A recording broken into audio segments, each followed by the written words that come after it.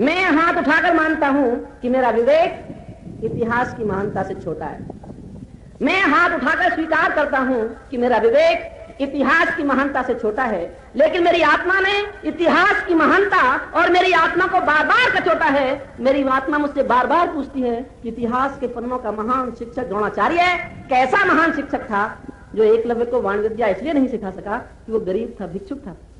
मेरी आत्मा मुझसे बार बार पूछती है कि इतिहास के पन्नों का महान शिक्षक द्रोणाचार्य कैसा महान शिक्षक था जो एकलव्य को वाण विद्या इसलिए नहीं सिखा सका कि वो गरीब था, भिक्षुक था। मेरी पीढ़ी इतिहास के अतीत की लाशों का बोझा ढोती चली जा रही है और मुझे आज भी इतिहास के अतीत की कब्रों से बदबू आ रही है, जहां गड़ा हुआ है, जहां सड़ा हुआ है, जहां पड़ा हुआ है एकलव्य का कटा हुआ अंगूठा, जहां आज भी पड़ा हुआ है एकलव्य का कटा हुआ अंगूठा। मेरी आत्मा मुझसे बार बार पूछती है कि इतिहास के पन्नों का महान युधिष्ठिर कैसा सत्य का पुजारी था।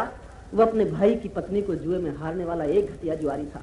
वो अपने भाई की पत्नी को जुए में हारने वाला एक घटिया। और ध्यान चाहूंगा आप समझ सके तो, मैं वो अभिमन्यु नहीं हूं जिसकी मां को चक्रव्यूह भेदने की कला सुनते सुनते नींद आ गई थी। मुझे बचपन से आज तक ताजमहल की सुंदरता के बारे में तोते की तरह पढ़ाया जाता है, लेकिन 22,000 मजदूरों के कटे हुए हाथों के बारे में कभी भी नहीं बताया जाता है।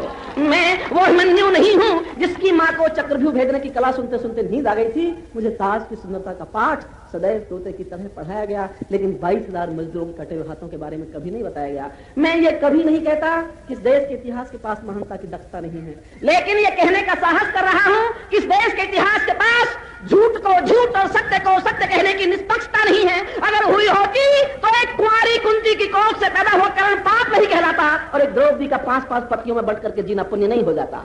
एक कुंवारी कुंती की कोख से पैदा हुआ कर्ण पाप नहीं कहलाता और एक द्रौपदी का 5-5 पतियों में बंट करके जीना पुण्य नहीं हो जाता। राजा इंद्र का पाप और एक महिला को पत्थर हो जाने का शाप। दुनिया के लोकतंत्र के इतिहास में विभीषण पहला दलबदलू था। उसका घर घर में सम्मान होना नहीं चाहिए। उसका सम्मान हो सकता है तो भजनलाल जैसों पर रोना नहीं चाहिए। और केवल एक पंक्ति पढ़ने के लिए कविता सुनाइए। मैंने अंतिम एक पंक्ति समर्पित कर रहा हूं आप सबको। मेरे नाम के साथ याद रखना, केवल ये बात कहने वाला शायद मेरी पीढ़ी को कभी मिल सकता है। आपको अंतिम एक पंक्ति कहने के लिए मैंने सब कुछ कहा है। मैं स्वीकारता नहीं हूं ऐसी कोई शिक्षा, मैंने ली नहीं है ऐसी कोई दीक्षा।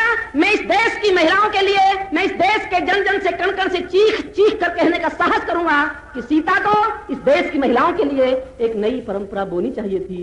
और जब सीता के चरित्र की अग्नि परीक्षा हुई थी तो राम के चरित्र की भी अग्नि परीक्षा होनी चाहिए थी। राम के